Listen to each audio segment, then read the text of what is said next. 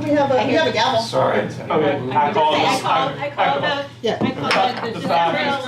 11th, We're 2023 recording. special meeting to order. Okay. You can say that. And then This is what I make it became official. chair for right here. That's right. But in no rush, No, we're good. We're good. Okay. I called the December 12, 2023 special meeting to order. December 11th. I thought you said December 11th. Early. Excellent. Do you want to ask for a quorum? I think, Uh-oh. okay, so the staff is going to present the amended bylaws. Yes, and just for the record, we do have a quorum. So should I have asked that? Yeah, You're fine. yeah, we just kind of threw you in it, yes. Okay. For future reference. So do we have a quorum? Yes, we do, Mr. Chair. Thank you. Give the spot. All right, moving on to item B. I'm Callie Jackson with the County Attorney's Office. We drafted some proposed revisions to the Design Review Committee's bylaws. We didn't do it earlier this year because we didn't really see a need for it, but the situation has arose where we would like to have the opportunity to have remote participation by a member in case someone gets sick or is out of town or has some kind of family emergency. And the only way you can do that is if you have an adopted policy in place first. And we do have this in our bylaws or rules of procedure at the Board of Supervisors level and also at the Planning Commission level. I think they've been used maybe once or twice, very sparingly. So if you look through the packet, the redlined version is mostly on page 3. Of course, there's some renumbering issues, but all of page 3, which is the new Article 4, is the remote participation policy under state law. So there's, you can only have up to one committee member. Since you're a 3-member committee, you have to have a quorum physically present in order to be able to allow one person to attend remotely. So it would be acceptable to do anytime after this meeting to allow one member, as long as 2 members are still physically present at the meeting location. And it can be, I won't go into these too much in depth, but a personal matter, and it says what that is. And that one is limited under state code to 25% of the meetings of the committee, or 2 meetings per calendar year, or 25%, whichever is greater. I didn't do the math, but we don't meet very much. Yeah. So 25%. So we Might have be the 3 group. current meetings. Uh-huh. We have the Annual. So far the this annual and year. then 2 of these, so. So it might, depending on the year, it might be the 25%, it might be the 2. Basically, you all probably can get at least 1 to be safe. And then at the 2 mark, we'd probably have to question whether that would be allowed. And other than the personal matter, you could also do it for a medical condition, like if you're sick or a family member's sick, or if you have a permanent disability or a temporary disability. And that one actually doesn't have a limit. So it's the personal matters that have a limit. So I think under state law, that someone, if they have a permanent disability, like you couldn't prevent them from being on a board, and that would be okay for them to participate remotely. So, and then there's a procedure. You have to notify the chair that you're going to be, you have a personal matter or a medical condition, and either we can try to get an alternate or we can use this policy at the chair's discretion. And like I said, a quorum has to be physically assembled, and we have to make arrangements for the voice of the member participating remotely to be heard at the primary meeting location. So those are the state law requirements, and that's exactly what we put in the code, consistent with our other boards. And that's all I have. I'm happy to answer any questions. Otherwise, there's also a draft motion there if you'd like to consider that. I don't have any questions for you. I think it's a good idea. I was sick last time. I mean, just Yeah. it's such a small committee. Yeah, Right. I like it. Okay. Okay. I move to suspend the committee's bylaws and rules and procedures as allowed by Article 6 and to approve the amendments to the committee's bylaws and rules and procedures as presented by staff, which will allow members to participate in meetings remotely under certain circumstances and in accordance with state law. I accept. Second? Second. I second. Okay. Been church more. So then, all in favor? All in favor? Aye. Aye. Okay, motion passes. Very nice. Thank you. So, Thanks for your help. All right, and then no other No other business, and we're adjourned for this session, Warren. Until 5:30, okay. Yeah, okay. real And then quick, school check. and yeah, you did.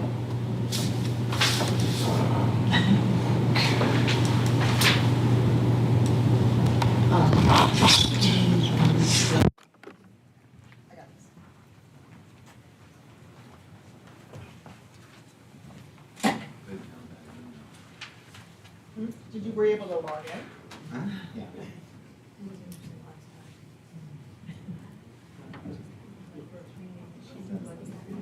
I don't know. Okay. Yeah, I'll give it a change. All right.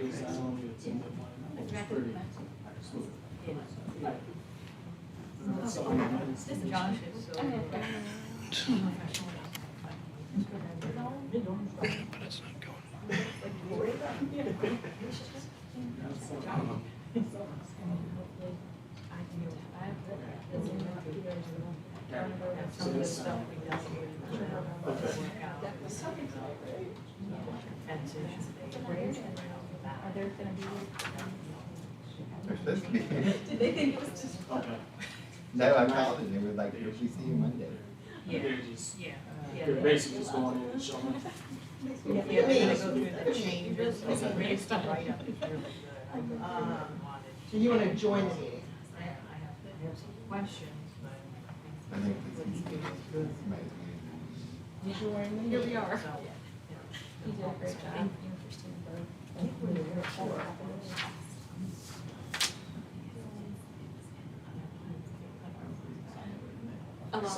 Yeah.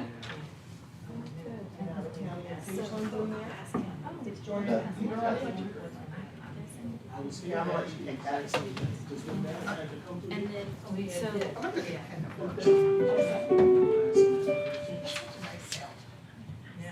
Hello.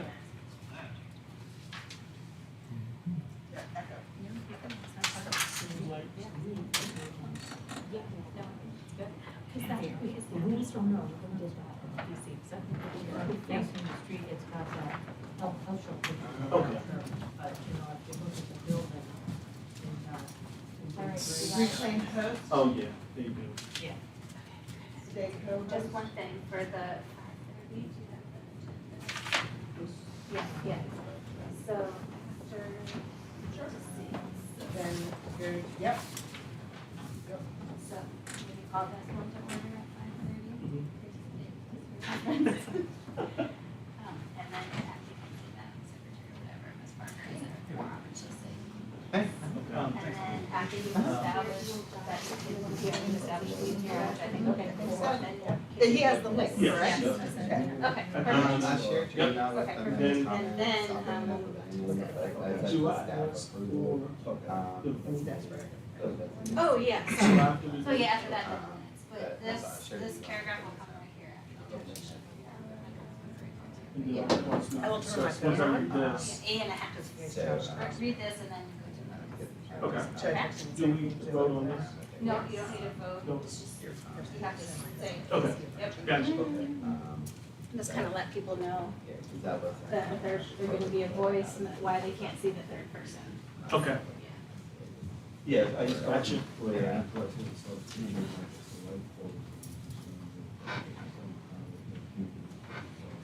Right. Meeting has started. Yeah.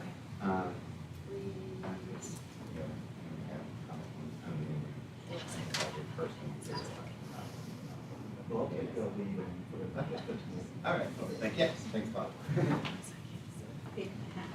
Yeah, they actually lowered the lights after I. Yeah, that was still- Too so high. got it, okay. Thank you for explaining. Just when you jumped in. Thrown to the wolves.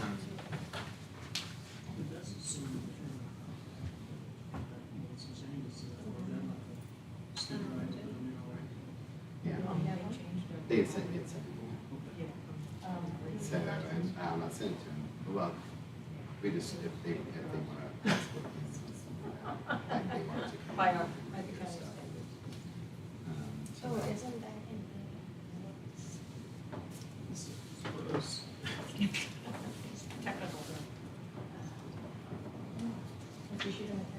I did. Okay. The meeting started, please join so we know it's working. Do we need to send anything? I already did this morning, like when I sent yours. Via email?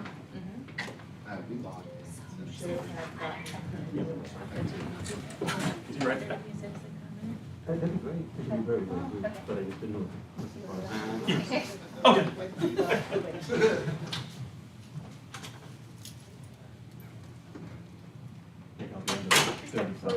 No, I just don't think we, I want to make sure. Understand, yeah, that's why I just asked right however, you know, whatever. Yeah. Well, it's on the forum, that's the good news. Where's the applicant? That's a good question. We got several emails for them saying tonight, so I know. So the revised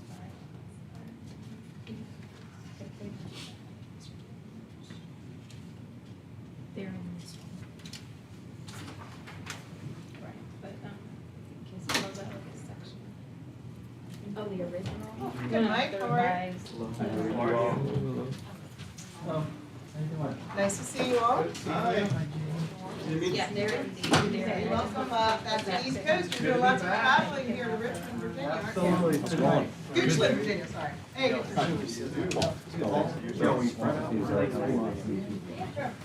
How are you? Joey. Warren. Yeah, Just good to meet you. Mr. Pleasure. Danforth is, yeah, they said that they're all. Warren. Bill Kibble. Or you can go slide down. Nice to meet you. If you all want to sit together, you can. Like on the hot seat under there.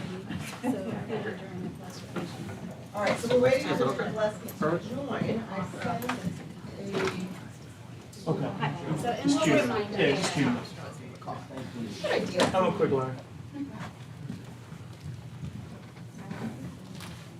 Kelly Jackson, nice to meet you. Good to see you. Yeah, safe travels. Safe travel. Kind of. Yes. Come Snow quite a day. bit Yeah. now, sorry. Wasn't expecting snow this morning. Yes, that's. How you doing? Corey Day. Hey, Corey. Nice to meet you. Bill Kibble. Corey Day. Nice to meet you, Corey. Yeah, Bill Kibble. Nice to meet you. Happy Thanksgiving. The absolute worst case scenario is that he could join up, he's gonna join now, but He's what? he's gonna join now. Okay. But I said worst case scenario, we did say you could once week. Yeah. Hey. Less than Starting to wonder. We can email him the presentation, that's what we did for Mr., He does. that's what I said, we did that for Mr. Myers. Can you let him in? Start once he's in. No, we have to, someone left. Yeah, He he might stepped say. down. Yeah. Wait till you want to ask before. Yeah, let's go ahead. Josh, can you hear us?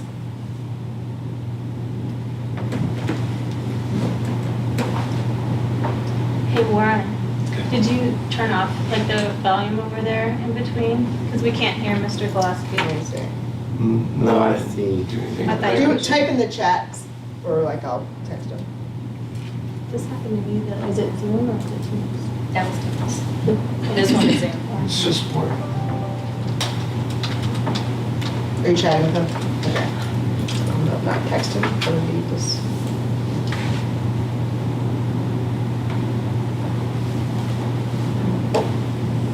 I cannot hear you. Can you hear me? I can hear you We now. can hear you. We can hear you. Excellent. So the image with the live video feed from County of Goochland has a muted microphone. Oh. And then I have another one down at the bottom that's a static image and it also has a muted microphone. Details. Can we All right, now can you hear us? Picky John. Yes, sir. I can hear you, Ray. All right, good. Hold on. Or you can. How you feeling? Okay. I'm not feeling great. I'm Yeah, about you 2 days sound like in the yourself. flu. Sorry to hear that. We appreciate you not being here in person Yeah. with the flu, Absolutely. but we miss you. The applicant's representative stepped out. Oh, there he is. So we'll get started in just a second. Applicant and the representative.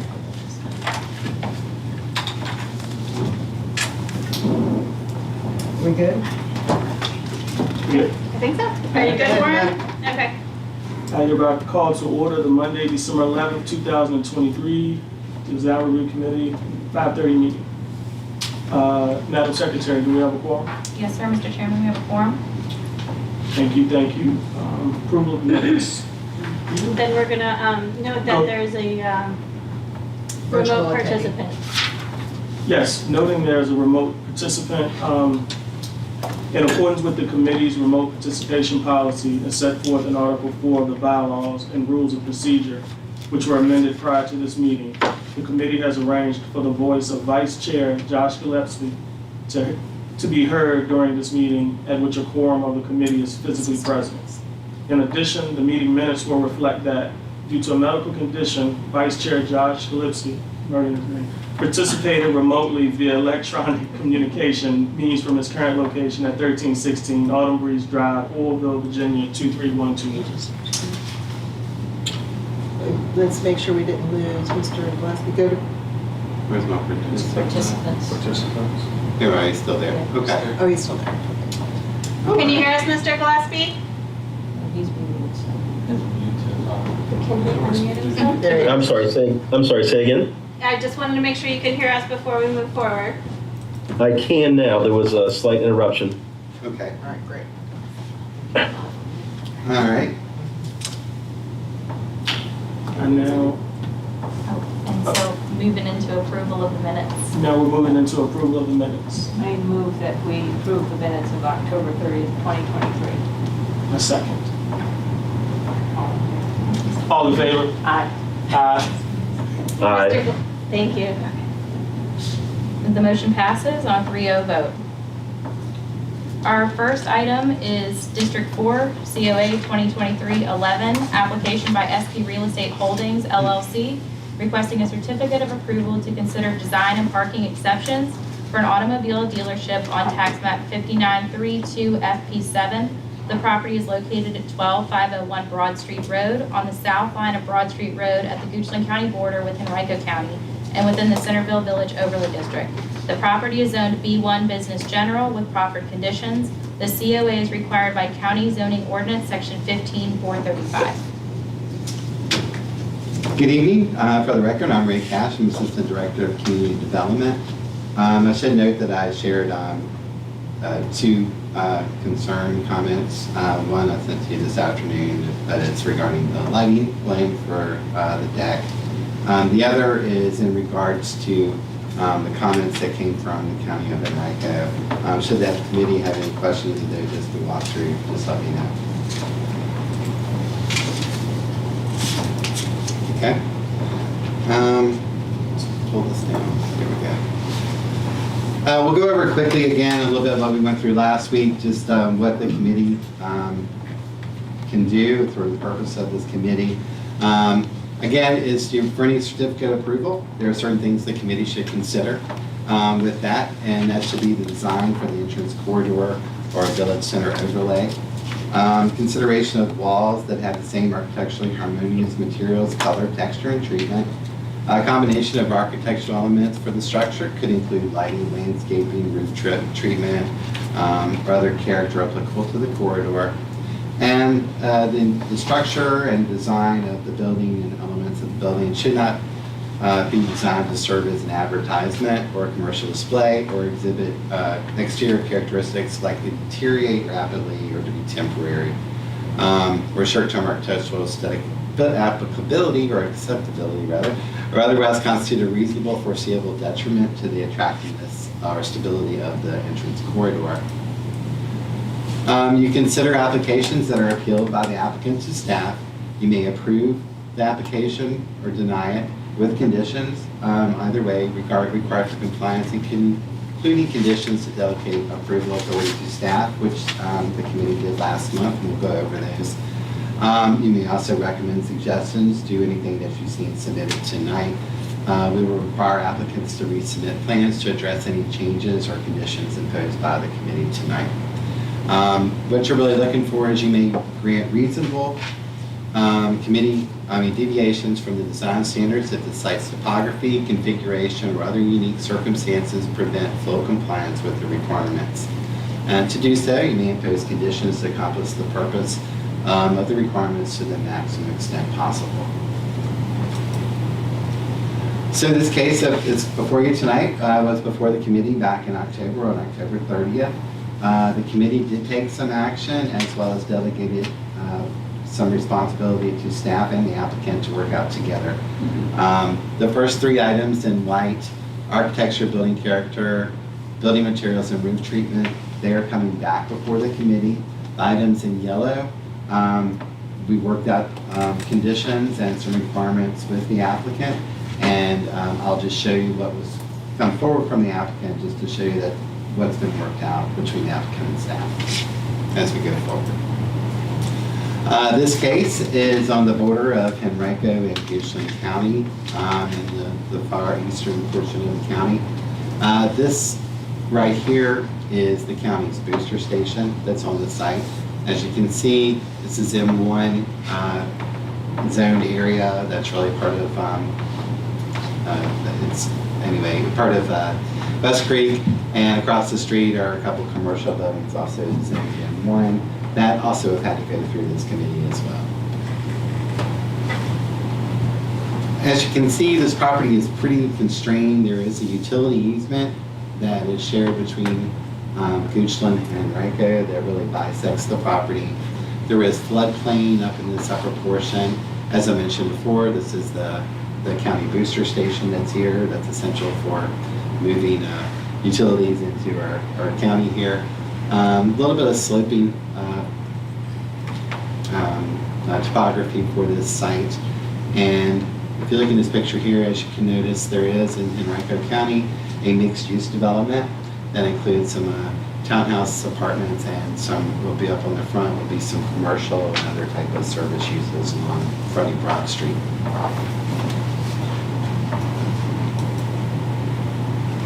As I go through the presentation, I'll refer often to east and west, most likely. The orientation of this will be facing north is this way. So west is back towards the interior of the county, and east is towards Henrico. South is back towards the wetlands area, that's part of the West Creek development, some floodplain and the like. This will be the landscape plan that's been updated by the applicant. We'll walk through that a little bit when we get to that portion that the committee had concern with last month. So we'll go through the modification request. I'll just go through each of them, and at the end we can talk about the committee's comments, concerns, approvals, denials, or the like. If there's questions that you have as we proceed through, please interrupt me and let me know. So the first one is modification to section 15447A1, which is character. And it has provisions about the building design and what it should incorporate. And these are part of what we consider the traditional villages of Centerville Courthouse. Should have pitched roofs, limited height, porches, cupolas, columns, and smaller scaled windows. Building materials should be complementary to those in the area already, in character terms of color, scale, and texture. And all buildings on the site should have a unified appearance, similar building materials and colors. The ordinance provides for design, village to include pitched roof, like we said, in design. As you can see, you have more something that's a little bit more residential in character and form, but also building materials typically have more stone or brick, with smaller traditional type of scaled windows for projects, again, keeping with the residential character. The original proposal from the applicant, these are their original submittals. I did have a large front glass area, as you can see here. No windows on the sides. There's a flat roof without elements. There was metal grid screening back here along the deck, and that was really to attempt to sort of screen the view of the parking and the deck from Henrico County. There's also metal wire grids that actually form the safety security barrier along the roof line of the parking deck and internally in the ramp. The applicant has provided some options, so proposed options that are updated from these designs, and we would ask the committee to approve those and what option you would like to approve.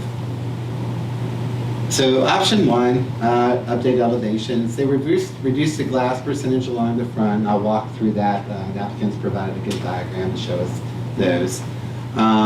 This doesn't have any windows on the sides except up here at the front and with the service area. Now, it does have a flat roof with a good white parapet addition to this to provide a little bit of context. They have elevated the walls for the parking deck area to include, as you can see, it's the metal grid or metal wire is gone, also the metal grid screening. This is a higher wall elevation. It gives us more of a form that's more standard to a type of building design rather than looking like a traditional open deck. So in proposed elevations too, really everything's pretty similar for that. The difference is on this and the southern elevation, which I don't have here, but we have another image of that. It includes sort of a window form for this that really gives the appearance of more, in keeping with more of an office structure and the like. On both of these elevations, they do have varying shades of different colors of the material for that. So it's a little bit more breakup in the mass of the building design. As I mentioned before, the grid has been moved. This does have, again, the elevated wall forms for the parking deck. Difference with this option too is it does have more of a building form that's a little bit more consistent in our neighboring locality. It's a good example that uses this form. So here is the original proposal for the glass facade. The applicant has done a good job of providing a distinction in what the original percentage was. 57% of this front facade was glass before. This has been reduced to about 48% in both of the elevation models, which are really pretty much uniform the same. They have lowered the header on the top, or we're creating more of a header form. If you notice, that was all glass before. And you can really see the existing screening for the mechanical equipment that is up on the top of the building.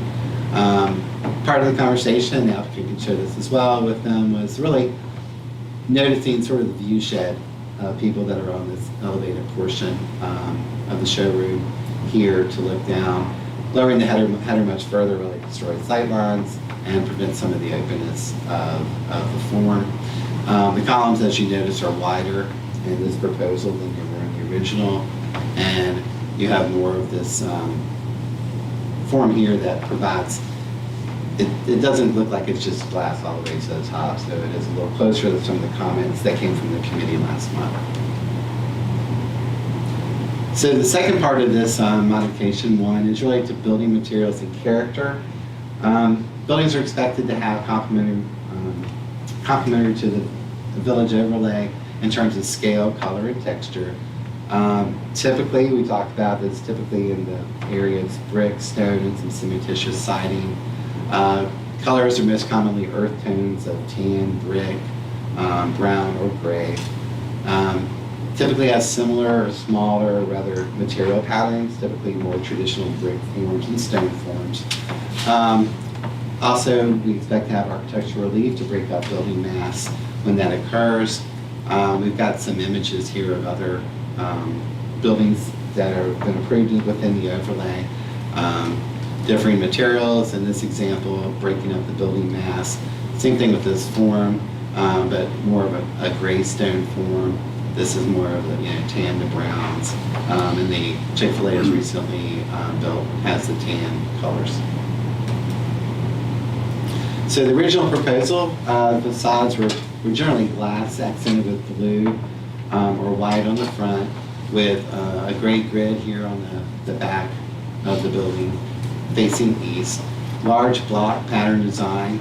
As you can see, materials are large, sort of precast concrete and precast metal forms, which is really inconsistent in its color, materials, and texture with the rest of the overlay. The committee last time, of course, had some concerns with that as well as staff, and asked some updates from the developer to include breaking up the mass of the facade, a little bit mixing of materials. We already mentioned the reduction in glass, but also a change in color from the white to more of the other forms that are submitted that are common within the overlay. So what the applicant has done, there still has the glass accent here on the front. However, with, as we mentioned, placing the gray and then of course the white roof line above that has sort of reduced the impact of the glass from the street. There is now an overhang that extends forward. In both options, there is a mixing of color patterns with the standard being in gray with varying shades of gray. As we mentioned before, there are changes in the elevation here with elevated walls. So it becomes more of a form building, which is more consistent with what we'd expect within the overlay. This is our first parking deck within the overlay. But the expectation of staff is that where a deck comes in, it should look more like a building than a standalone, more commercialized deck. This has a building form, which it makes it a lot more consistent with the rest of the expectations of the overlay. The options, as we've walked through, this is option one. There's some varying distinctions. I guess the largest distinction between the two is how the deck itself is treated. Again, elevated walls replace the sort of metal safety wires that went across here. There is a variant shade of gray on the elevations. There is on this side the same type of concept. You can see the elevated walls here. Same, so you don't see the wire of the grid. This is the southern elevation, which faces back towards the wetlands and floodplain area, the parts of West Creek. That elevation is consistent with that's on the eastern side of the building. And then this is option one. Option two is pretty similar in some of its forms, a little bit different paint pattern as far as the shading on this side. It's also, this is the side that has the window forms, which there really talks about a smaller window, and that's what this provides here. And also, the pattern on the other side is generally consistent with the option one you just saw, with the elevated walls along the deck and along the top. And then this is the southern elevation, which would match that of the eastern elevation. Part of this was the bay doors we'll talk about on this western elevation, and that was a different exception that we'll talk about as we move forward. Any questions before I move on from these? Okay. Ray, this is Josh. Ms. Cash, I have a question. Okay. I have a question about the material used in option 2 where the windows. Is that glazed with glass? It looks like blue and gray. I think that I can let the applicant answer exactly what, I think we've got glass material. Some of these are open forms, if I understand. Yeah, this is Dave Caldy, Archall Architects. The intent in the drawings right now is to provide glass when there's a conditioned space behind it. So where you see the blue, that's the service center back in there. But the other areas of the building would be more of a mullion with openness. Being a parking structure, we have to have a certain amount of openness, outside air. That's a code requirement. But yeah, this option in particular just adds more detail for kind of breaking up those openings a bit more. Right. So it provides the visual appeal or design that is windowed, but only portions are. Right. Physically glass, yes. I was gonna say, I thought that was glass. I actually had the same question. Right. But on option 2, I mean, that back section is a lot longer than it is in option 1. In option 1, there's only like 4 bays of garage, and then Right. so there's. And I guess this portion up here is where the service area is. That's Portion why of that happened. That's what But happens. it's That's why service area even on the layer above where the blue glazed glass is, or? No, It's so only on the option one, the other option, it's still a parking deck up there. Yeah. You can have some area of it be enclosed, not all of it has to be open. But as we were playing around with this particular design, it felt strange to be wrapping some of those horizontal openings over the service, to your question. It created there was a line on the elevations that didn't seem to make a lot of sense. with option one. With option one, but when you pull it over, as option two has, it made sense to pull it over. Option two really is more ventilation for the garage than It at does. that level. Yeah, Yes. it does, that's correct. Okay. Thank you. Okay. That is your I'd like question, to Josh? ask, if I may, I'd like to ask an additional question about the window height. So how far above the parking deck is the sill of the window? What's the height above the floor level? It's 42 inches guardrail height. That's where the sill would begin. And then this is a precast structure. So the structure of the floor is quite thick. It has these double T concrete units that are approximately 3 feet thick. So the bands themselves are about 7 or 8 feet tall. So they go above 42 inches and then below that floor deck about another roughly 3 or 4 feet. Okay. And with those openings, what is the likelihood that they're going to screen headlights? 100%. Yeah, I mean, So the wall structure itself is The wall- about 42 It's inches. about 42 correct? inches above the deck, yes. And that's higher than it was before, right? Or- well, no, I mean, before we had the cable It was rail. cable, so Right, it was so really. there really wasn't any wall. Yeah. That's correct, Okay. yeah.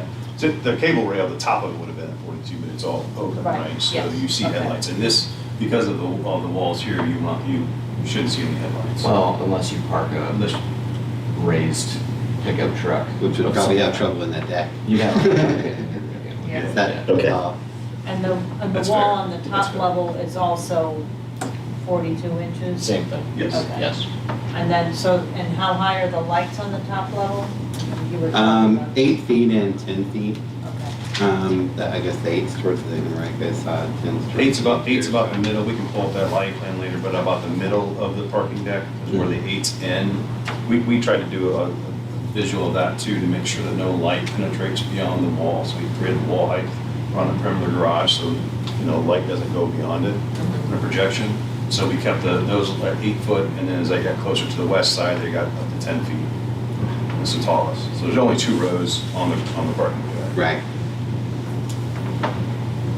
Thank you for all that information. And I don't know if you're going to show this later, but it seemed that the lighting was not on the eastern side of the deck. It's only in the center and in the west. Is that correct? It's not. I did find an error in that. It's Josh, it's the same as it was the first time. For some reason, when we resent it with the updated landscape drawings, that layer was pulled off. I think I sent that to Ray, Friday, Ray? Right. The updated drawing. Yeah, and I So- shared that with the committee this afternoon, the updated page. Yeah, so we do have a row of lights on the western half, Josh. On the western, but not on the eastern. Not on the eastern. On the eastern, we have wall packs. Yeah, that's kind of, the reason I asked that is in response to comments from the neighboring locality mentioning the potential for light spillover to the east. If there's no pole-mounted lights on the eastern portion, there's obviously much less opportunity for overhead light spill. Correct.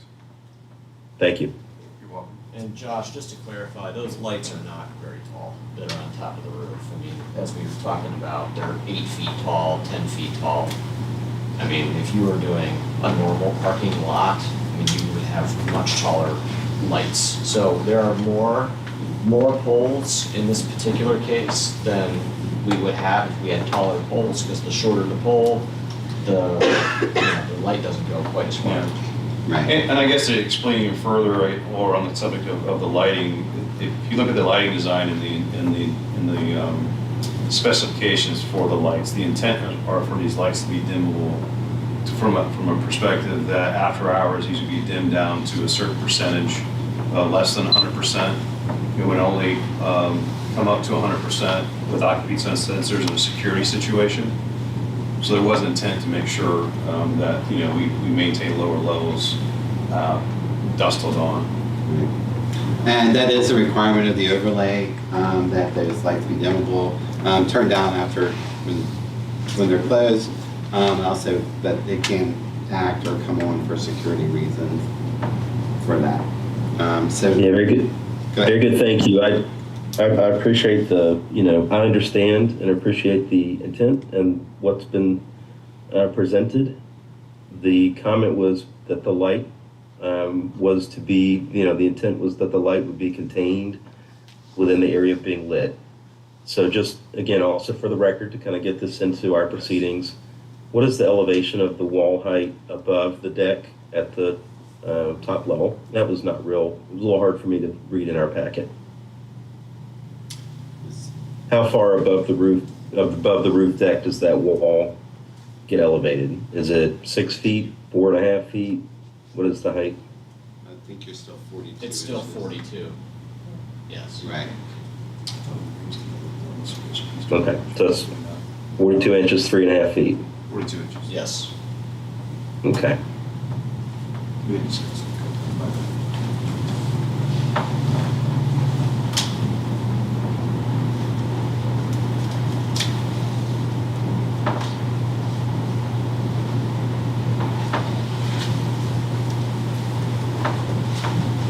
All right, now if we can move forward.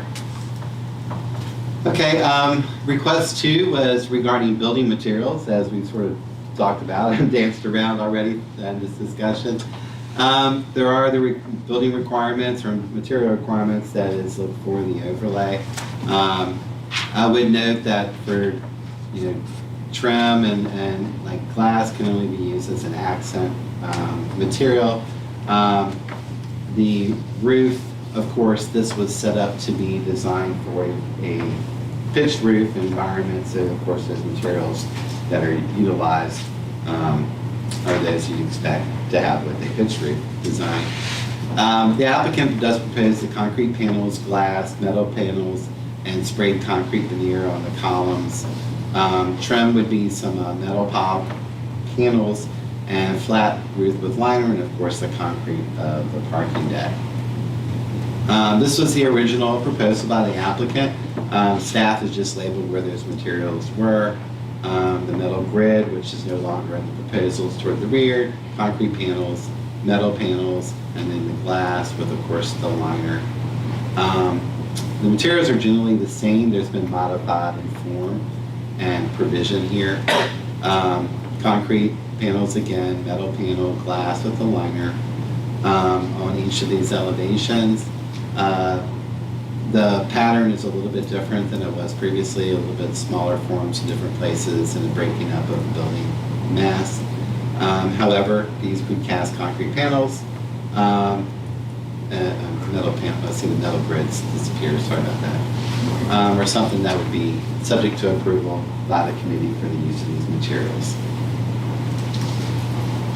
Can you go back there for 1 second? Because I'm just trying to touch on the things that we got from Enrico. In his bullet number 3, he talks about changes being proposed to the color palette design, and mentions additional architectural detailing could be achieved. He's also concerned about the lighting from the openings of the parking structure. I think we kind of covered that, but he doesn't give any suggestions on the additional architectural detailing. I don't know if there's anything else that could be done to break it up more, although option 2 does seem to break it up a lot with the windows and the back part. I don't know. Mr. Dandridge or Mr. Gillespie have any thoughts on that? If not, we can move on. I shared the same interest in hearing a suggestion in that comment and not receiving one. We had talked in the meeting in October about some blinds, basically some blind windows. it's hard to correlate these styles, with basically blind windows in a more contemporary, almost industrial building style. So I'm going to go ahead and play my hand here, I guess. I mean, I prefer the architectural detail in option 2, and having heard the response to comments so far, the screening that's going to be provided up to 3.5 feet above the floor deck level, cutting off most of the headlight from the view. And then the ambient light can be monitored in the evening to a dim level, and I assume that would be a relatively dim level from the ceiling lights in the parking deck areas. That is correct.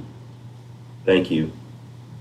I would ask, since we have it in view here in the isometric, what is the material proposed for the enclosure around the equipment on the roof? I believe for this area here. Yes.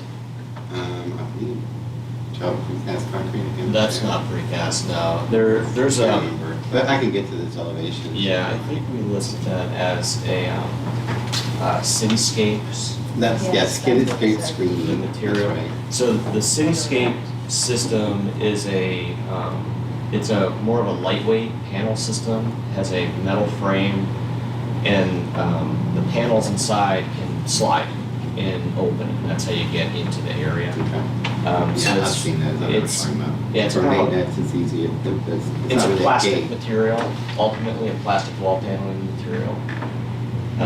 That's what we have in the drawings currently.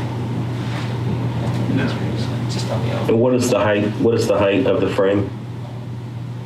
Well, we would match the height of the frame to the height of the equipment Yeah. once we figure out exactly Yeah. how tall the units are.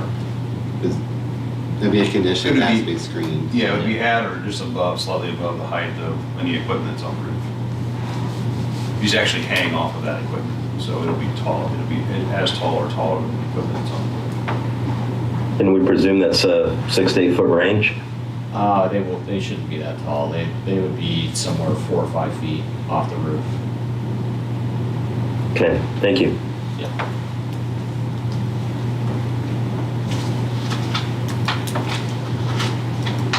Maybe typical RTU height, so 4 or 5 feet.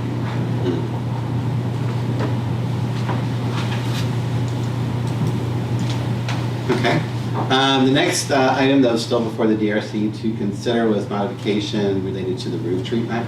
As I mentioned before, roof treatment is typically in the overlay expectation, dormers, flat pitched roof, design, balconies, be mixed up. Flat roofs are permitted, but they're discouraged. When we have an application coming forward, we ask still that the design review committee do give consideration to that as part of the building design itself. A parapet wall, if a flat roof is used, parapet wall should be used to the extent necessary to screen roof type equipment. I will say in this when you have an interesting application where you have a parking deck, what exactly is the screening element for that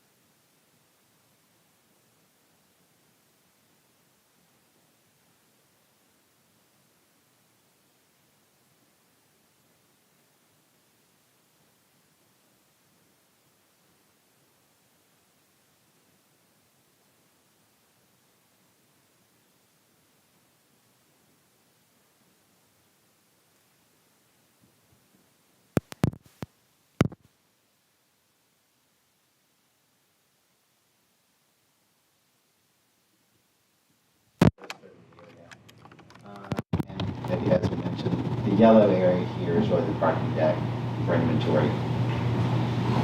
So the committee last month approved the design.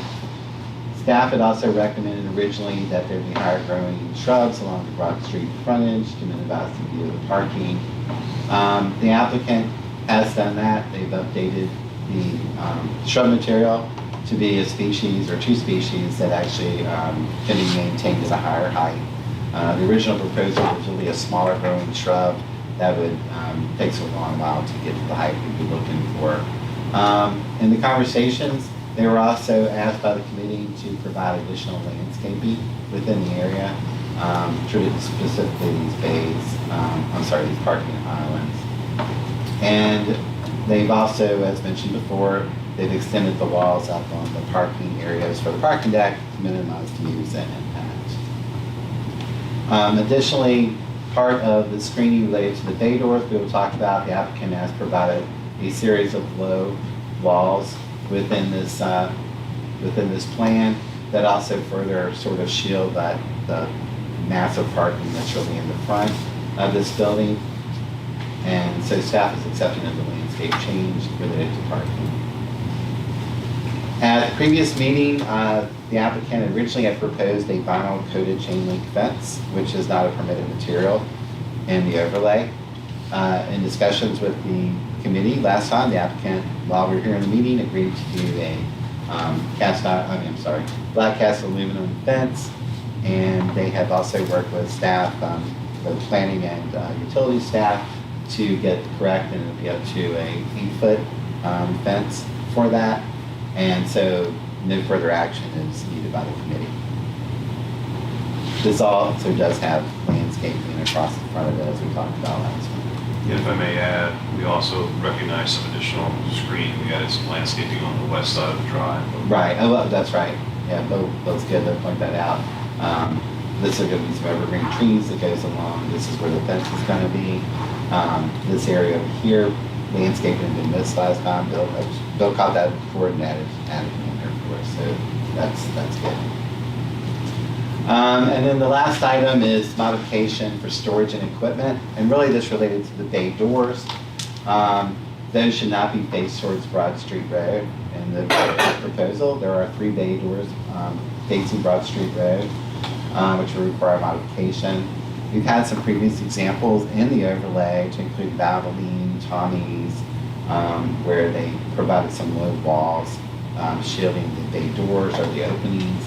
The Audi dealership did not. Theirs were side-loaded garage access coming off the side street rather than Broad Street.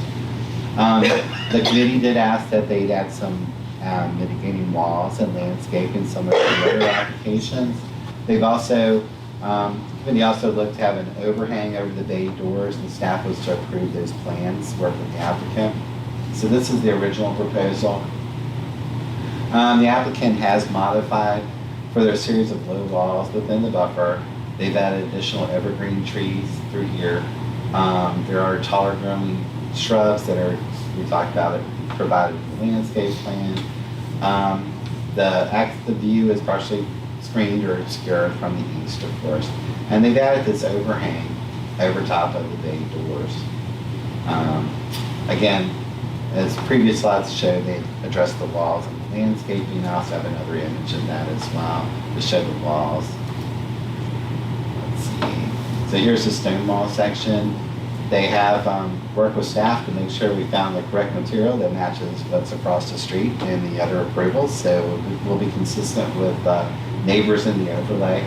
As you can see, the landscaping shows, again, this is a little bit elevated above Broad Street Road. The walls is a little bit shown in here, but as you can see, they're highlighted with the green arrows there. Right here is the easement. I talked about for the utilities, can't really place a wall across from that. Across that, but however, that area is offset with some evergreen trees to address the mitigation or the view of the bays. All right. So now we've reached the end of the presentation. I'm sorry. lot to go over. It also a lot to show that the applicant has addressed the previous concerns that the committee did have. And of course, staff is available for questions. Are there any comments? Thanks for making those changes. Thanks for working on it, with those, we have our plate. Any questions for us or whatever? Haven't y'all sent me yet? Excuse me? Did you send me an updated presentation? No. Okay. We were gonna, I'd like to make formal introductions, though we didn't get a chance to do that at the beginning. Okay. Because I know Mr. Taylor wasn't here last time. So I'm Mike Rothermel, I'm the attorney for the applicant. And with me today, Joey Wong would be the owner and operator of the Honda dealership. And I'm gonna ask Joey to tell you a little bit about himself. He wasn't able to make the first meeting. Bill Kimple is with Grenier Construction. Bill has done a number of other dealerships, both for Joey and others, so he's very experienced at building automobile dealerships. Dave Caldy is with Archall Architects, and he has worked with Joey for a while as well. And then Matt Hamilton's down on the end down there. He's the real estate broker who's with CBRE. I just want to make a couple comments. We appreciate the amount of thoughtfulness that has gone into this, both on the staff's part as well as this committee. We brought what we thought was a good presentation the last time as far as architecturals and elevations, and y'all had very, very detailed comments and questions that really got us to think about this. And frankly, we've been sitting on group calls really for a year now, but for the last month, focused on, really, really specific details regarding lighting and landscaping.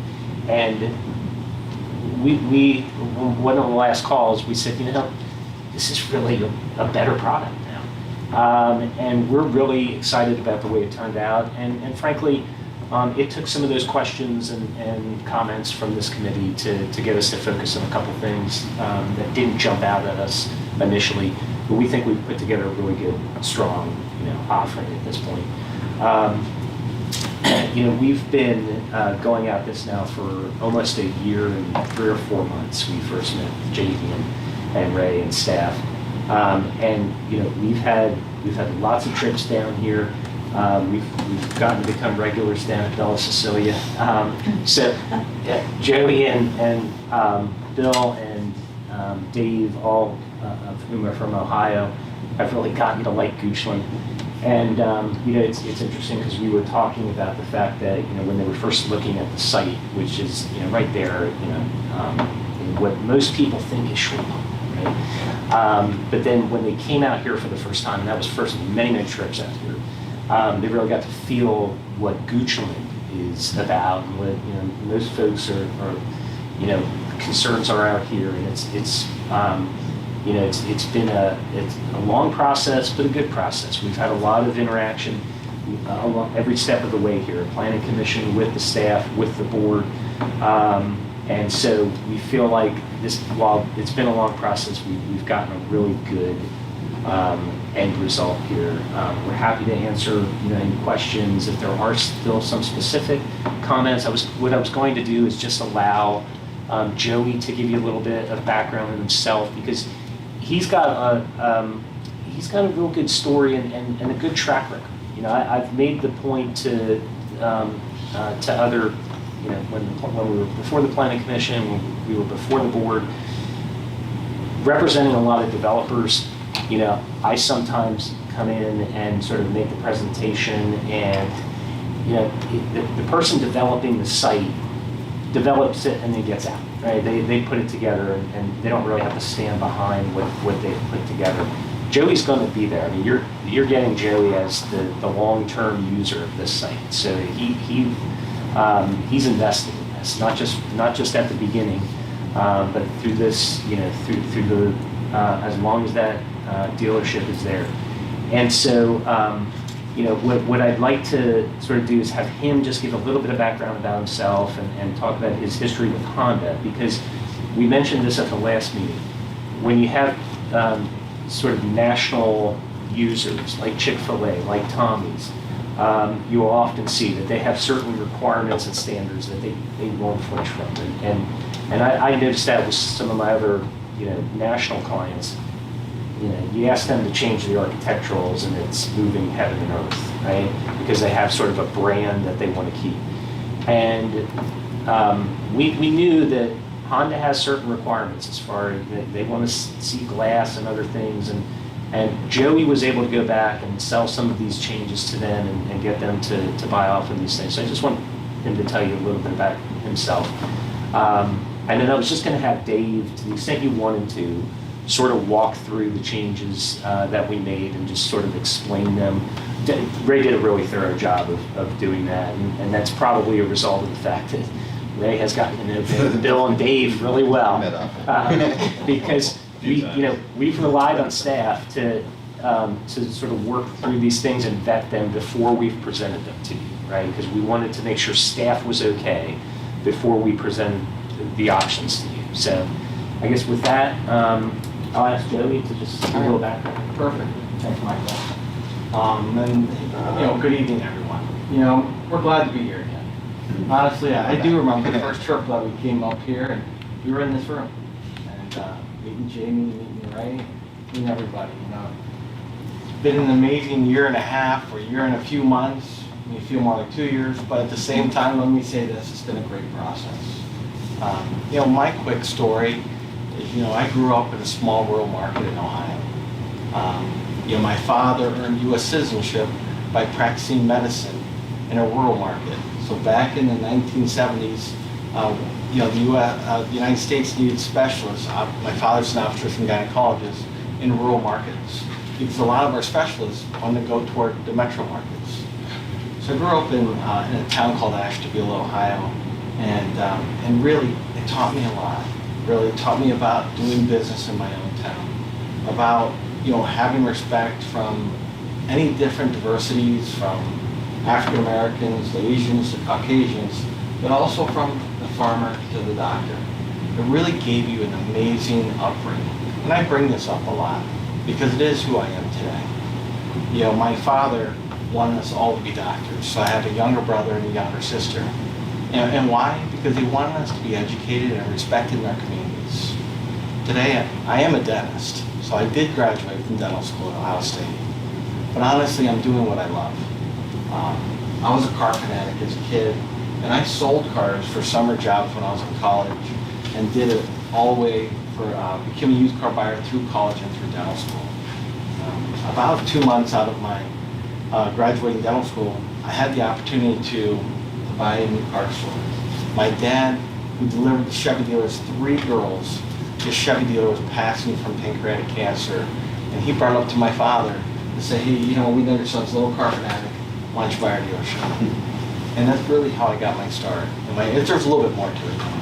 My dad brought it home as a family joke and thought that I would, and for me, I'm begging my dad to give me the chance. Just give me the chance that I'd love to do it. Of course it was no. I'm the oldest of 3. My brother's a physician, my little sister's a physician. And he's like, look, you're not going to be a bad example to our family. And you know what, I went to Mr. Abernathy behind his back, ended up buying the store. But what you don't realize as a kid is, here my dad had a sign personally for it. My dad had a sign personally for it at the bank. You know what, when it all lined up, that was 24 years ago. And today, my dealership group has 9 dealerships, 4 of them being Honda dealerships, 3 Hyundai, Toyota, Subaru, Kia, and Genesis. Around 700 employees now today. I always say, how did you get to where you're at? It's because God's blessed me with amazing people that I work with. I even shared this with these guys at dinner today. You don't know who you're going to meet. As we come through this process, I end up meeting Matt at CBRE, and what an amazing Christian man he is. Amazing person. Then he refers me to an attorney, and you don't know who you're going to get. And I get this guy who's a gentleman, well-spoken, and really the right demeanor for us. And for me, built a great friendship this year and 3 or 4 months. But what I've shared with you is this, is my path to becoming where I am here today. Somehow I've had this ability to stay with what I believed in and what I wanted to do. Early in my career, I wanted to be a Honda dealer, starting probably back in 2003 and 4. I continued to interview with Honda and show them what I could do, and in 2014, they allowed me to become a Honda dealer. They hired me as a contractor in Akron, Ohio, to take over another Honda dealership. And this store ended up going from, call it middle of the pack, to top 100 in the country. It has been an 8-time President's Award dealership for Honda Motor Company. After that, they were kind of like, hey, who are you, kid? What are you doing? So I ended up getting my second Honda opportunity on the west side of Cleveland. And that store, too, became a President's Award dealership. And I've continued to stay that path. We now have a store in New York that is a top 100 dealership for Honda as well. When Honda wanted to add this point here in Virginia, there were a lot of people applied for it, and a lot of great dealers in the area. And we were the underdog. We were from outside the market area. But through the whole interview process Honda gives, it's just about a year long. They interview 20 people, goes from 20 to 10, 10 to 5, and 5 to 3.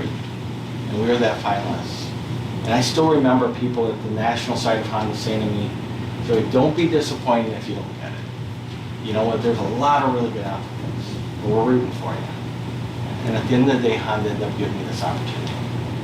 And, with that, and this great relationship I have with them, we were able to see some of these changes happen. And honestly, they made jokes to me like, Joe, all of our Honda dealerships were white, and they're all going to have the same blue stripe on it. And I said, well, I get it, but here, this is a special community that I'm working with, and here we'd like to see some changes. And, I think these are good changes. And here we are. Made some amazing changes to this building that I do think are very tasteful and do fit the community much better. Not really sure how much more we can bend from them, to be honest, but I'll tell you what, they worked with us. And we work with many manufacturers from Hyundai to Bill knows, we just finished a new Hyundai store, and I'm not lying to you when I tell you this, when they walked in the store, the tints, one color different from the left side tint, they made us frost all those windows. It's their way or the highway. It's typically how they say it. Here, it's been a great relationship we've had with Honda, and they're excited for this opportunity to be an amazing dealership here. And we're excited to be part of Gooseland with it. So, when Michael talks about why it's who we are, I can tell you this, I have 4 sons, 16, 21, 26, and 30. And my 30 and my 26-year-old are in the business already. My 21-year-old is at Northwood University, which is not a motive college. These boys are ready to come into business with me. And what I hope to be doing this is, God willing, for 30 more years, however many more years He lets me do it. But I know this, that we're going to do an amazing job for you. We're going to have a great reputation. We're stand behind our word. And I'll finish with this. This community meeting we had here was great. I had people who emailed me that said, hey, I can't wait for you guys to open. And people who came and said, hey, I'm ready to buy my next Honda from you guys. It's been fun. It really has been. And I can't wait for our grand opening. I think we have a great company that's going to happen. So, my quick story. Sorry about that. So if y'all want to hear from Dave and have him sort of walk through, Ray may have covered what you wanted to discuss, but we'll sort of follow the committee's lead on how you want to proceed here.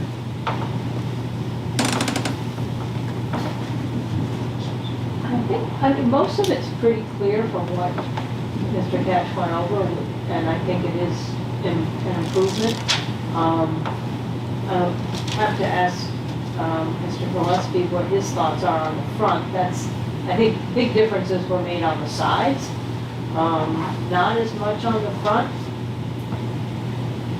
I'll try to get that elevation change. Ray, if you could pull up the front elevations, Dave, maybe you could walk through. Does that work? Yeah, so, I'll just do a very quick, brief summary of the comments from last time to where we are now. So, one, as we're talking about right now, is the amount of glass on front of the building. Another one was the color of the building, being more of the earth tone feel. Another one was the more unified appearance of the building and how the parking structure screening was kind of, there was a lot of different materials around the back of the building. And there were a couple other things we had talked about, but If that points on that, give you a mouse if you're. yeah, we'll go this far. Powerful. Great. So, the exercise that we went through between the elevations was, there was a comment that we had in our last meeting, and it was that glass, there was a number of 50%, and if it was over 50%, it wasn't a accent material in the way we were interpreting it. The way it was written. So, in this example of what we're showing is that the glass percent of the total elevation that faces Broad is less than 50. So that's where this 48% is right here. Previously, we were at 57, and it was a lot of glass. It was a ton of glass. It was really high. Obviously, from what you can see here. So we did pull it down. There's that forehead that we kind of talked about before. It's been introduced to the building. We beefed up. We beefed up the thickness of the intermediate breaks in the glass up a little bit. What is what was the width before and what is the width of those now? Or in the two options? It's, I want to say it's like 2 feet wide now, 2'6". And previously it was like a foot, roughly. We've more than doubled what it was before. The other thing that we felt it was very important to include this drawing right here, which is talking about the visual when you're on the second floor inside this building. So, you know, part of the reason why we're called in this particular case is because of the site constraints. If the site was larger, we wouldn't be doing a second floor really at all. We wouldn't be doing the parking structure. Obviously, that's a really costly item to do. So because we have a smaller site to work with, we have to go up a little bit higher. And so on the second floor, this is an image of a person 5'6", eye level, and what you see when you're on that second balcony level looking out. And we have done this before, where we have lowered this forehead component to a piece that's lower than where this sight line is. And it's not you're blocking the view out of the building at that point. You're only able to really look at the parking lot when you're sitting up on that second floor. It really is a kind of I'm speaking as an architect right now, no wax being, poetic for just a moment, but it doesn't feel right. The space doesn't feel right. You feel like you're inside of a helmet almost when you're inside the space. So we have felt that it's important to maintain that height so that when you are standing there, that you can still see straight out of the building and you're not blocked by, a visor. The thing I think that this drawing shows you a little bit more is this projected canopy, which we didn't get in, right? The blue and the white levels. This is coming out of the building fairly deep. I should have a number off of this, but it's roughly probably about 8 to 10 feet from the face of the glass to where this comes out. So there's a very large overhang. It's kind of like the brim on your hat coming out a little bit deeper. And I know one of the things that we talked about before, and Josh, you had this comment related to this awning right here about bringing that out 3 feet so that the shadow line from that canopy would essentially hide the doors a little bit more. They're in the shadows a bit more. This is a north-facing elevation, so it will have shadows most of the time. But the point I'm trying to make right now is that There is kind of a brim, a hat brim to this thing that is further making the glass be set back from that, regular elevation that you see when you're out there. And the shadow line as well. There's a bigger shadow as well, yes. Across the glass.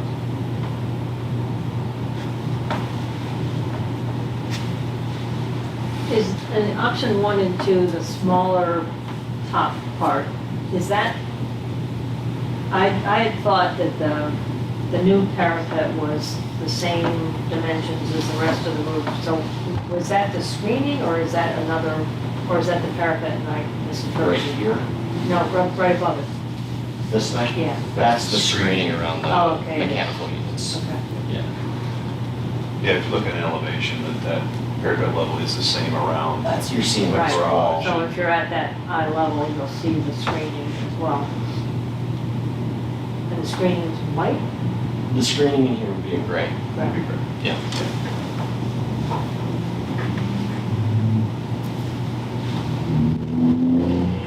And as Joey kind of talked about the relationship with Honda, there have been a handful of, we need to have a meeting right now because we need to make decisions so that we can resubmit, change this and that. And Honda has been very accommodating as far as meeting and being able to talk about those things, but to the point where we're at right now, it was like, this is really as far as we can kind of push the prototype language with Honda. They felt that going from this upper view down to this was a compromise, even in their lens. So I know that's a relative comment to a degree, but it is important in this conversation because they ultimately need to approve it as well.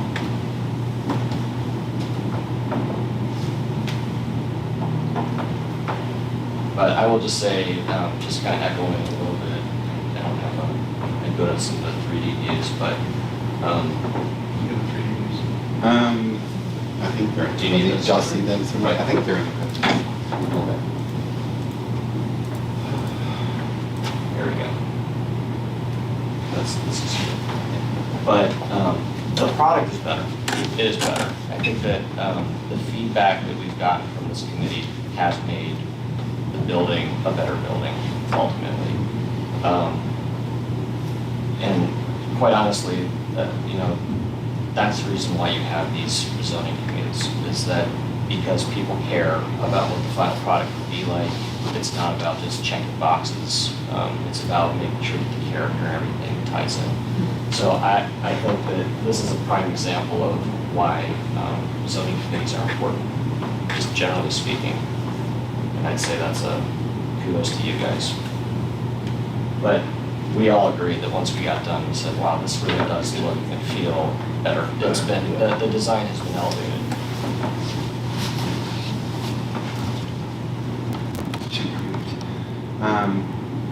You want to know? Sure. I call upon you again.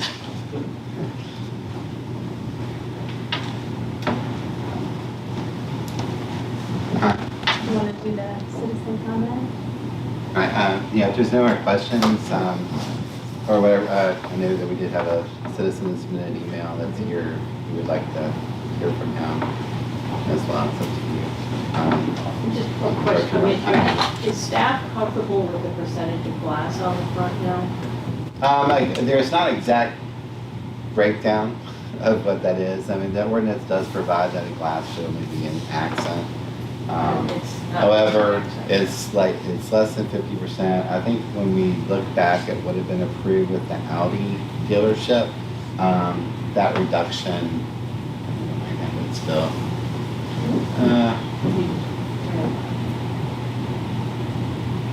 so what they have is approval, no more than 30% of a building, or 35% of the facade can be a certain material.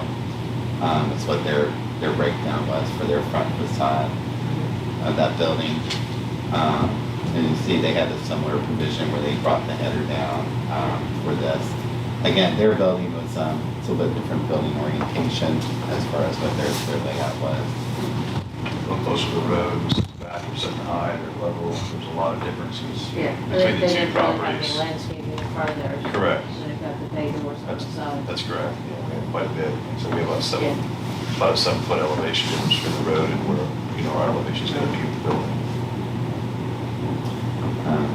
But I just remember there was a percentage limitation for that. There's a breakdown, I don't think I have that is what each one ended up being.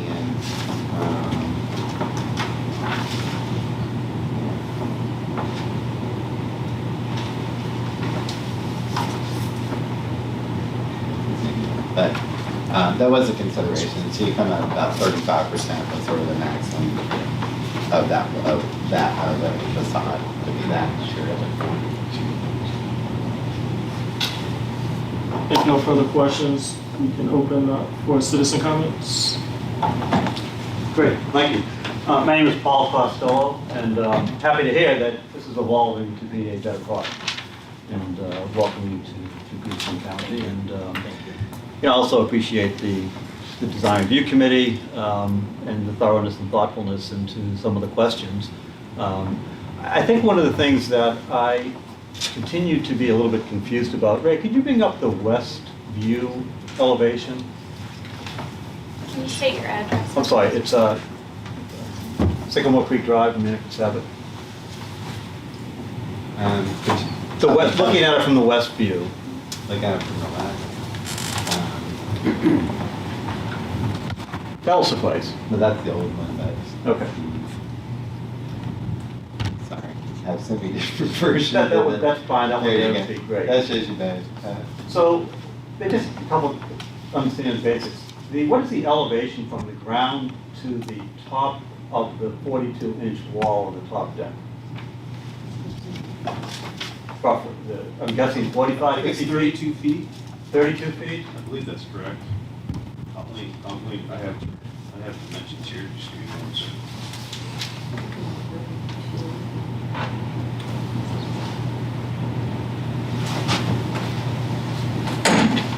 It matches the show, it says 30. Yeah, it's 32 feet. To the top of that 42-inch To the top of the wall? 42, that's correct. And then in addition to that, on the west side, you're saying there's 10-foot poles, lighting poles that will follow on that left side? Yes. Yes, but the lighting pole height will come off of the deck height, which is at 28.8. So it would be roughly 35 feet? 38, yeah. 38 feet? 35 feet, somewhere in there, yeah. Okay. And then you also said that on the eastern side, you do wall packs? Is that what That's you correct. said? Why would you have uniformity of wall packs around the entire upper deck? Like, what's the rationale of having light poles on the west side but wall packs on the eastern side? So this drawing starts to show it to you a little bit. These are those poles that we're talking about. You can even see here that these are taller, 2 feet taller than those. These poles are to illuminate the parking on the roof. This is inventory parking. So when customers are like this time of year, you're outside, it's 5 o'clock and it's like, man, it's dark out here at 5 o'clock. So you need to be able to see that inventory up there. So that's the reason why these poles are on top of the roof, is to illuminate that part of it. What we did was, is you can even tell here with the line, the light that comes out of these, out of the fixture itself comes out at an angle. So this light over here is going to spill out to about over here. It's going to be pretty dark on the So they're all dark, I assume they're all dark sky compliant lighting, right? That's correct. Correct. So here's my concern with that foundation is if you're coming from, say, you're heading east, say you come under the 288 overpass, you're up pretty high at that point. I mean, just the topography of the land, you're already up probably 30 feet higher than you would be at this location as you are at that county line. And if you're looking at a 38-foot or whatever light that's along the entire string of lights, I'm concerned that I don't fully understand how it wouldn't be a very prominent feature up until 9 o'clock at night. I understand that, I think that's, demobility and all that, but at this time of night, if you're seeing, this is the first time we've had a commercial parking structure, a very big scale structure within the overlay district. And I think it's something that, when you think about topography, when you think about what are you going to experience as you're approaching this from Goochland. So you're coming from a very dark area, and you're seeing this thing off in the distance on the horizon as you go under 288. I think that maybe more needs to be considered to mitigate the lighting effect and the how it's going to be seen. You may be on the deck, the light may be on the deck, but it's hard for me to understand. Is there a box around the lights? I just think some more dialogue or discussion to get some clarity as to how can your goal, and I appreciate your goal, and I thank you for the objective of this, is to how you can really contain the light, given, again, the topography coming from the west, heading east, giving the 38-foot height of these light poles, and you're almost going to be looking top down, and then as you come down the hill, you're going to be looking bottom up. So as you come into like where the entrance to Wilkes Creek, going into the Residence Inn area, now you're at the bottom of the hill, you're kind of coming up again. And now you're going to be looking at those deck lights from an upward perspective. And I don't know if a 42-inch wall mitigates the issue, nor do I fully understand how the lighting is configured. It's because it's so high, it's so much higher above that 42-inch wall. And I appreciate the 42-inch wall. I think that was a really good change from the cables that you had at the last option. So I won't say any more of it, but that's really, at the end of the day, I mean, I think the committee is addressing a number of other concerns, and I won't take time tonight to rehash things. I think you're honing in on other concerns and considerations as I compile with the overlay district. But this one, I know we talked about it at the beginning of the meeting, but I don't feel like I fully understand how you're addressing it. Thank you. We did a view, just to kind of help show this a little bit. Just keep going, I saw it in there. That one down there, bottom middle. And so that's a view from the road right now, looking at the site. There's a lot of large trees that are in this ravine area. And we did this view predominantly to show that, and this actually, by the way, this is on the north side of Broad. So you would never really even have this view because you're closer, you're on the other side of the street when you're driving. But we wanted to show this one just because this is on the street, and yes, if you're walking down the street, this is what you would be seeing looking at the dealership. But there's quite a bit of trees. They'll lose the leaves this time of year, and then the lighting is what you see. I guess the current example was you went to the Capital One parking deck, which is outside of the overlay district, and you went into the Mosaic neighborhood at this time of year, and you looked at the parking deck at Capital One without leaves on it. It's extremely common. And again, that's outside of the overlay district, but that's kind of the effect you get. And I think just because of those, the size of the hill, the difference in the top of the hill to the bottom of the hill and then coming up again, without those leaves at this time of year, it's going to be very, very visible. Yeah, I was just saying, we have topography. Thank you for your comment. We also have topography working for us as well. So, yes, we are a little bit higher level, but as you're coming up, you're still going to have the height of the trees even if they're not full. We also have depth of the property. Their garage starts about 250 feet back from the road, so we're not right up against the road. So we have a lot of topography and some depth of our narrow site working in our favor in those conditions as well. So I'd like to make a couple comments, but I want to make sure that if the public hearing is closed, there's a comment. Yeah, it's unusual that we have back and forth in terms of comments. So, Okay. He had his opportunity to make his comment, and then he said he was finished, and so now that period is over. Right. Okay. So I just want to make sure, I didn't want to. Yeah, not to cut him off. Back to citizen Yeah. response. I'm happy to answer any questions, but I appreciate the follow-up. Back to applicant response, I guess. Okay. Yeah, no, I'll just make a couple comments to add on to what Bill and Dave said. We deal with this a lot in zoning where there are competing interests and things, right?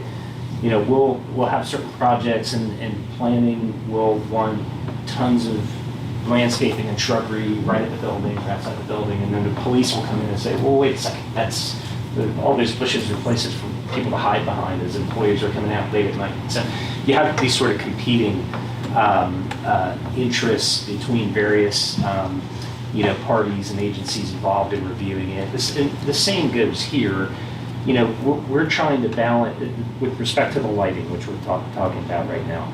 At the last meeting, we went, and Mr. Gillespie asked some really thoughtful questions. We got really into the detail of the photometrics of this plan.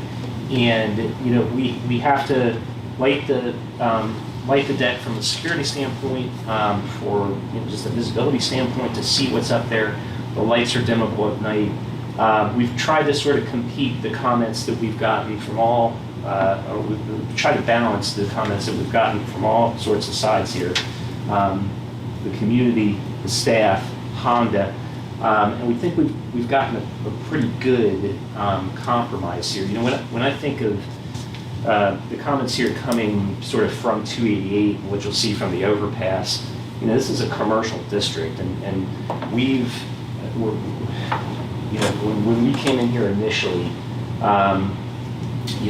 we were told, hey, between the county line and 288 is really where we want to see these types of uses. And so we focused on this site, and I think of some of the other uses when you're coming from, and I certainly appreciate the comments coming from Centerville, or what most people would consider Centerville, more toward the short pump area in the county line. You've got Drive Shack. I mean, there's nothing more visible than Drive Shack every time I come up 288, to 64, and you've got all these other commercial uses. We feel like we're sort of tucked in here. I didn't go through the full presentation that I made at the first meeting because we went through it before, but this particular site is sort of an island on its own. On that side of Broad Street, because you have a very sort of big natural area next to us with Tuckahoe Creek. And so we've got our one small constrained parcel, and then an area that likely will never be developed because of Tuckahoe Creek, before you get to West Creek. And so, and not to mention the residential in Henrico right next to us is higher than we are. So you've got all these different factors playing in to this. So we feel like a tremendous amount of time and effort was put into the lighting plan. In fact, every plan that's been submitted has gone through a rigorous sort of back and forth. And I will also say that Dave made the comment that we really feel like we've got a good product here, and we made a lot of changes, all of which have a fair amount of cost involved too. And I just wanted to mention that because this has not been, I would just say most of my clients would have balked heavily at most of these changes, and Joey really hasn't hesitated with saying that's a better product, let's do it. But I think from the standpoint of the lighting, I just wanted to make those sort of general comments. I really think we fit into where we're located here and the other uses around us, and the level of detail that has gone into the lighting. You made a lot of changes, and I agree. I think it does look a lot better. And I think the higher walls in the garage help with the lighting. So that seems to be much less of a potential issue like for the people who are in Henrico in those townhomes, in general. And being dark sky compliant is important. The only part really that still gives me some concern is the fact that the glass is still a pretty high percentage of the front. I don't know what else we can do about that. It's definitely more than a accent.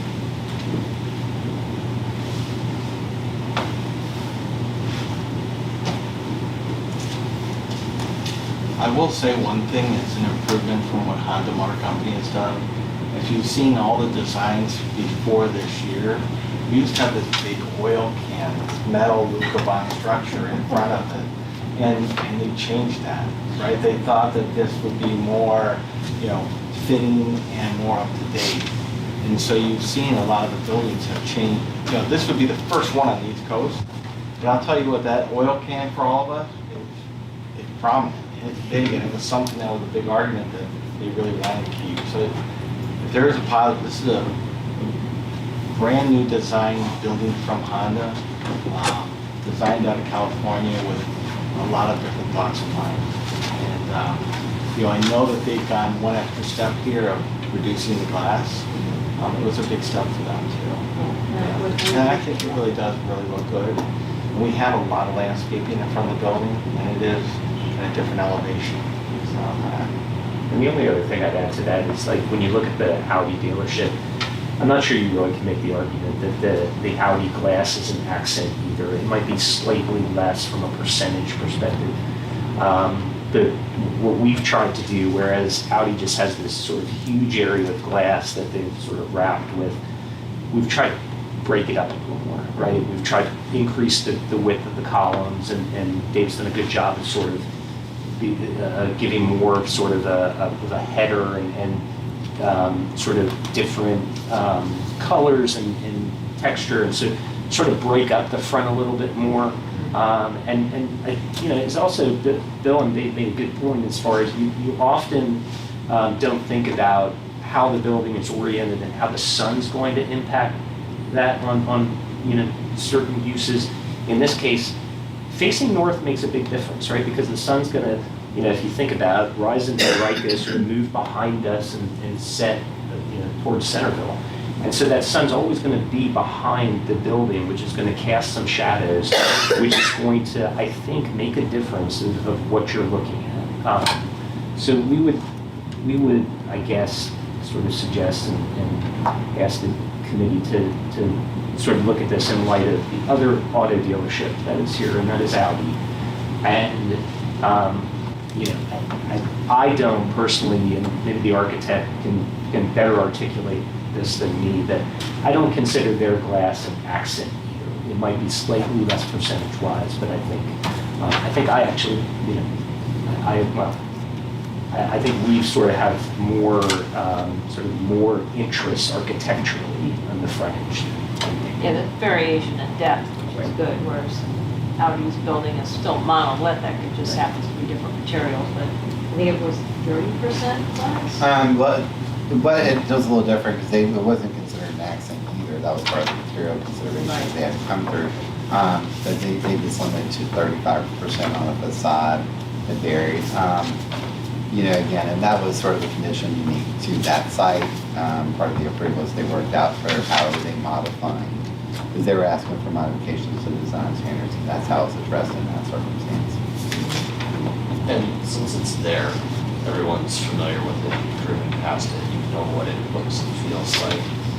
I think there's a lot of things we've talked about today, the hill, the location of where it's at, and the fact that this thing has that hat room on it that Audi doesn't have. Audi is a box that has just glass in that box plane.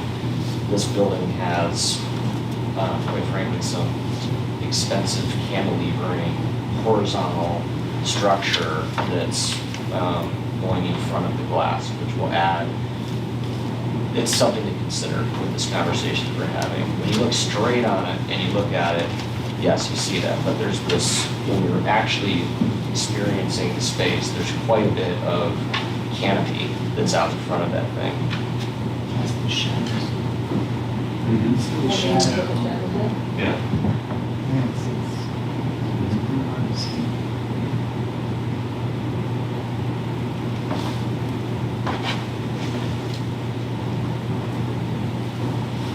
Mr. Chairman?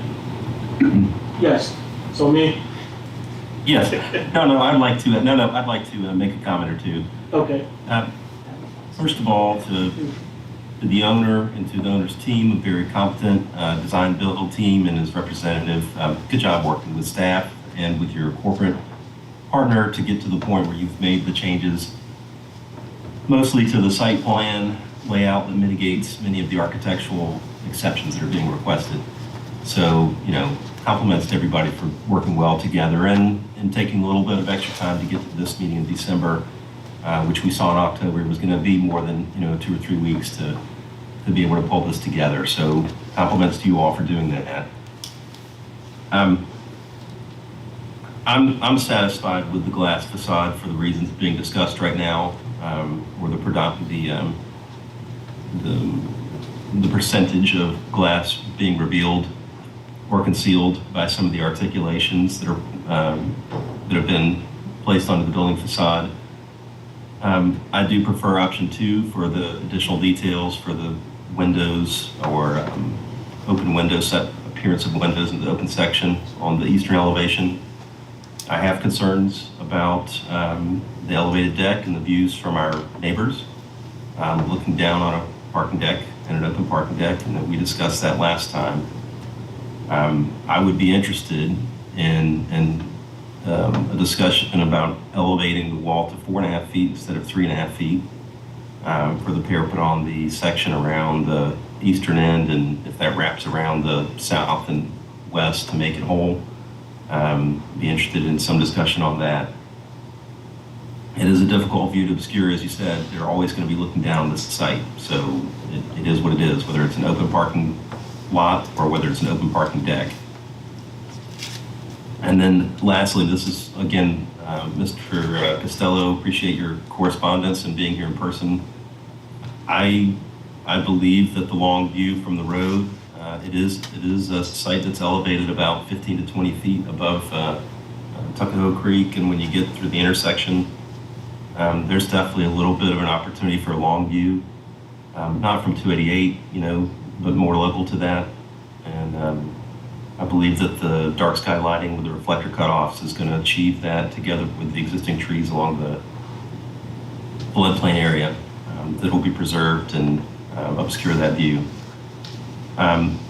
But to also addressing things for the record, it's been mentioned twice by our neighbors in Henrico that the 5-foot area on the eastern side is inadequate to place a tie back for the retaining wall. And I was curious if the contractor could address how he's going to establish this tie back in that 5-foot area. Yeah, I can address that, Josh. You want to do that now, or you want to keep after your... No, I think that's an easy one, if you could just tell us how you're going to do it. Yeah, I think we addressed this last time, but our intent is for this retaining wall to be a cast-in-place retaining wall, which means there will not be a requirement for any tie-downs. We'll have a deeper footing that projects more towards our building, to the west, than it is to the east. Thank you. I just want to make sure that's part of the record of this meeting and is transmitted to Henrico. You're welcome. So, Mr. Chair, I have no further comments. No further comments. Do we need to vote individually on the exceptions or as a whole? Oh, you mean for each one? Yeah, Right, each thing, And each we that also they have can. to specify the options. Yeah, Right. I think the way it's presented, correct me if I'm wrong, you think Right. the option covers all three, right? Right. Depends on the Could- motion. Right, depends on the motion, but we want to be sure of which option of architecture was approved And any for that. amendments. And for each of these, if you chose option 1 or 2 for any of these 3, each of those are separate motions that we can cast, or we can do it collectively as one motion. Do you approve the 3 modifications as they Yeah, are? you can make it all together in your motion if you'd like, yes. I guess before we do that, I need to punt back to Josh and ask, do we want to vote on going from 3.5 to 4.5? That's something that they would have to offer. Okay. Okay. Otherwise, Otherwise, yeah, we didn't really discuss that, since Josh brought it up, is that something that could be considered going from a 3.5-foot wall to a 4.5-foot wall? Josh, can I ask a question on just the comment in general? So if you raise that wall up a foot higher, we're still screening the cars and their headlights to their full extent. So I don't know how much more it's gonna screen other than closing the openings into the garage more. I think he was, Josh, were you talking just about the top level? I Just the thought you were roof level. talking about the roof Just level. Yes, I was, just at the top level. And, another alternative would be to put up basically a louvered section of screening. The view from the townhomes into this property is pretty significant. The supervisor in this portion of Henrico County actually lives in the townhomes one project over at Green Gate. So he's familiar with the concerns of constituents looking down on commercial properties at the Hampton Inn. So, it's a real concern. It is something that is, I think, one of the hardest things to control because you're on the spot where you're being looked down on. My thought would be by raising the parapet wall 3.5 feet, 4.5 feet, it's I wouldn't think a very significant change, but it helps with light spillover and to some degree, some of the glint and glare that's going to come off windshields, again, without putting up some sort of screening device.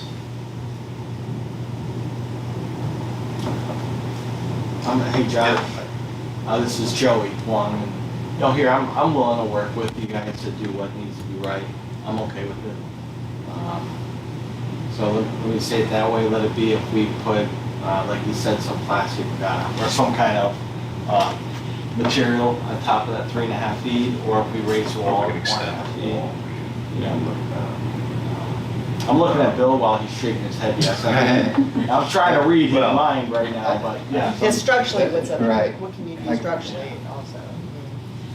Yeah, I'll keep in mind also that there's cars parked head in against this wall. The one good thing, Josh, when I drive over there, the windows of the building tend to face north and south, and the far back condominiums do have a back patio on them that do not sit up as high. They're on the second floor, so that may help as well.